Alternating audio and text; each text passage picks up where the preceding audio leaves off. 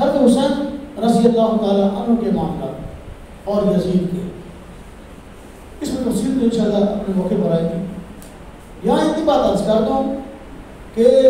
صحابہ کرام اور اہل بیت علیہ رضوان کوئی بھی شخص ان پر تنقید نہ کرے گا تو اس کی اپنی خیر نہیں، لیکن اگر صحابی کا مقابلہ خیر صحابی سے ہے، انتقابر بنتا بھی نہیں ہے اور یہ ہے کہ یہ کرنا بھی چاہیے، اور کوئی غیر صحابی کے مقام کو نہیں بڑھ سکتا۔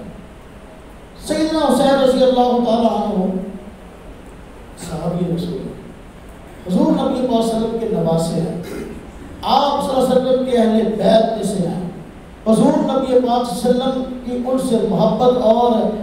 جو ہے وہ رفقت وہ سب پر عیاں ہے۔ اس لیے یزید جیسا بندہ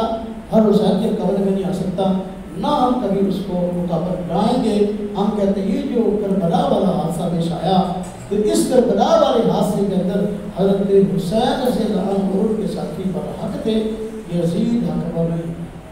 ہم کبھی یزید کو برا کے نہیں کہتے، ہم کہتے ہیں حضرت حسین رضی اللہ عنہ برا کے، اور آپ صحابی ہیں، نواسہ رسول ہیں، آپ کے خاندان کے فرد ہیں، آپ کے فضائل حضور نبی پاک صلی اللہ علیہ وسلم نے نام لے کر بیان کیے ہیں۔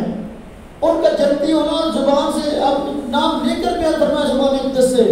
اللہ حسن محمد حسین اسے کتا شباب کی حضرت جنہ حضرت حسن حسین جو ہے جنتی نوجوانوں کے سردار ہے۔ جب آپ نے اپنا زبان اقدس سے نام لے کر یہ باتیں ارشاد فرمائی ہیں، تو آپ اسی کیسے بندے کا مقابلہ اور حسین سے کیسے کر سکتے ہیں؟ کبھی نہیں۔ ہم اور سنت صحابہ کرام ہیں، اور صحابہ کرام کے ساتھ ہیں، اہل بیت کے ساتھ ہیں، اس معاملے میں حضرت حسین رضی اللہ عنہ برابر کے ان کے ساتھ